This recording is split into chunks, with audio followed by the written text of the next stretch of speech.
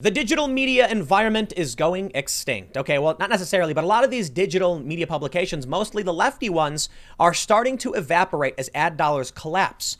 And now this is like the third story we've seen. Actually, this is an aggregate of stories. Coronavirus presents existential threat for news media.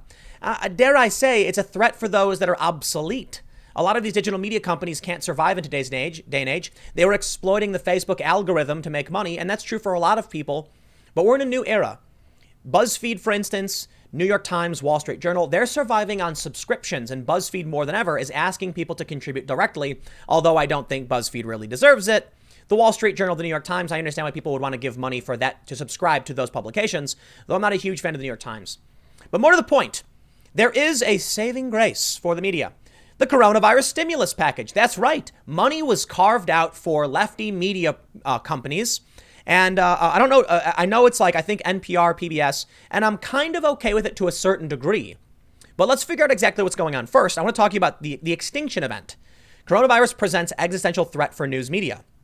Axios says, in the first few weeks of the outbreak in the US, local outlets were sounding the alarm over lost advertising revenue from the shuttered local businesses.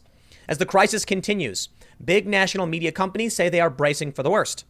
Top media executives have announced rounds of layoffs and cuts to salaries and benefits, and top executives are foregoing pay in the coming weeks. Gannett Media, for instance, employees making above $38,000 a year are facing unpaid furlough for 1 week each in April, May, and June. The CEO will forego his salary for the duration. Other executives will be taking a 25% pay cut. Maven Media, which owns Sports Illustrated, laid off 9% of its staff. High salaried employees will be taking 30% pay cuts. At Disney, they say, parent of ABC, ESPN, and other brands, they've closed its North American parks to abide by distancing rules. Well, that's Disney. I don't care about that. BuzzFeed will be imposing a graduated salary reduction for its employees. Okay, so we get it. Vice Media is taking pay cuts. People are getting laid off. All right. Other major outlets have warned of heavy advertising losses. Now, here's the big picture. While the recently passed $2 trillion stimulus bill will provide relief to some news businesses, we'll take a look at that one. Many in the news industry argue it's not enough. Some argue that the journalism sector should have its own stimulus package that would offer direct support for newsrooms, which are now deemed by the federal government and many state governments as essential services. No, thank you. Absolutely not. Maybe. Okay, I'll walk that back. Local news outlets, perhaps. BuzzFeed, Vox, Verge, HuffPo, Vice, get out of here. Those are the ones you know are going to get it because they're the high-profile, slime-ridden, VC-funded trash that has the pull to get it. So no, if you want to put out a stimulus package to give money to newsrooms, let's talk about local journalism. Facebook is funding local journalism. I don't like the idea of what Facebook is doing, but local journalism is legit. Local journalism is the dude who goes on a street corner and says somebody robbed a liquor store. Okay, it's not them screeching Orange Man bad 24/7. They say on Monday, the CEO of News Media Alliance, a trade group that represents thousands of newspaper publishers, and the CEO of America's Newspapers, a trade group that represents Central and Southern American newspapers, sent a letter to Trump, Mitch McConnell, and Pelosi saying they needed to begin discussing options for actions the federal government could take to help sustain local news.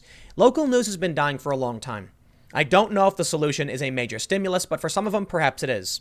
Facebook said it's spending $100 million to support news outlets.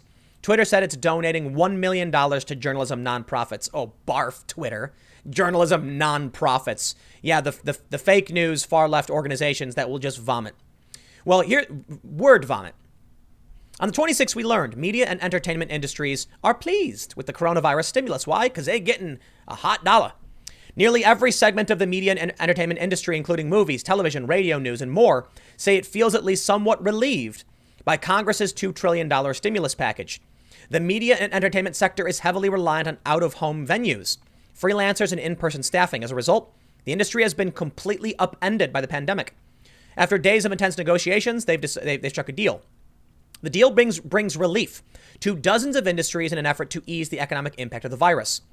Many trade groups are waiting to see if specific proposals make it to the final version of the bill, but so far, provisions that support unemployment insurance for independent contractors and small business loans have the media and entertainment sectors hopeful. Newspapers, especially local outlets, are wading through a financial crisis as advertising revenues have begun to recede. David Chavern, president and CEO of News Media Alliance, a newspaper trade group, represents thousands of local papers, says the bill's provisions could be helpful to the industry. Now that I'm okay with. I like local newspapers. I like local TV stations and all that stuff. I actually think the small business lending provisions could actually prove pretty useful to news publishers. Look at this, all this praise. Many more are small businesses than you think. The Chevron added that other tax benefits and pensions smoothing are helpful. Yes, but whether local news publishers still need something more or different is a matter of internal discussion. Broadcasters, both television and radio, seem happy with the relief. The National Association of Broadcasters lobbied in recent days to ensure relief would be available for its radio and television station members, spokesperson Dennis Wharton said. The bill would allow businesses that have 500 employees or less qualify for loans up to $10 million. Wow, really? With loan forgiveness possible if the funds are used to pay employees' salaries over the coming months. Really? News media can apply for a $10 million loan off this, huh? Certain media organizations. Now's your opportunity. The broader music and entertainment industry. So, look, we get it. It's going to be going around and media companies are going to be getting a bit of the cash here. So for the most part, it sounds like this is more straightforward. It's not necessarily going to go to, I don't see it going to like digital media outlets. So that's a really, really good thing. My bigger concern is going to be whether or not they give these fake trash rags free money. That I do not agree with. But it sounds like they're going to be eligible for a loan. I don't know how many employees BuzzFeed has, but I don't believe it's over 500, in which case, don't be surprised if BuzzFeed says we want $10 million. It's not really that much money for an organization like BuzzFeed, but it's enough, and they put it towards salaries. I don't like the idea of the government essentially subsidizing trash rag rage bait articles that lies left and right. And that's what we'll get if this money goes out to them. As for local outlets, it's actually a really good thing. So in the main story, we do see there's a lot of damage coming to digital media. And here's the big concern I have. Axios is highlighting them as though they're the important sector. So when it comes to journalism, we got real reporters. We got reporters who go overseas, go to conflict, go to crisis. They tell us the truth about what's happening in dangerous places. They risk their lives. To them, my respect. Local newsrooms, they'll tell us about the important goings on in our local town, and they won't be screeching for the most part that the orange man is bad. But BuzzFeed, Vice, Group 9, we got like Gannett, and we have, say, Verizon, Huffington Post, etc. Nah, man, not these organizations. The fact that Axios highlights them shows you the unfair weight these organizations have in the media. It's one of the biggest problems we face in dealing with fake news. The internet is its own territory. It's not the same as a city or region. It's everywhere. And because so many people rely on it, it's much easier for BuzzFeed, for instance, to write a fake story where they claim that 2 black men fought to the death over fried chicken than it is for a local outlet to tell you about the important things happening in government. And yes, BuzzFeed actually wrote a fake story claiming, without evidence, that 2 black men fought to the death for fried chicken because BuzzFeed is a clickbait, rage bait outlet. They want you to click because they want to make money. They don't want to inform. They don't want to make you help you lead a better life. Because of this, when it comes to market competition, what are people going to click on? A story from a local outlet that says, your local mayor is corrupt and giving away your money, or the orange man is bad. The orange man is national. We're on the internet, we talk to each other, and people would rather, coalesce around the lowest common denominator or a common factor, which would more likely be Trump. So if someone lives in Philadelphia, for instance, and a local politician does something wrong, no one really cares outside of Philadelphia. That means the stuff that rises to the top is going to be the BuzzFeed Vice style orange man bad national level type politics, and local media gets crushed. Advertising dollars are going to go to these trash rags, and they're going to ask for bailouts. They'll likely get it. And local journalism suffers while these organizations thrive, pumping garbage into all of our ears. It's the sad reality of the media industry. So perhaps they do need to go away. Perhaps we should not bail out any of them.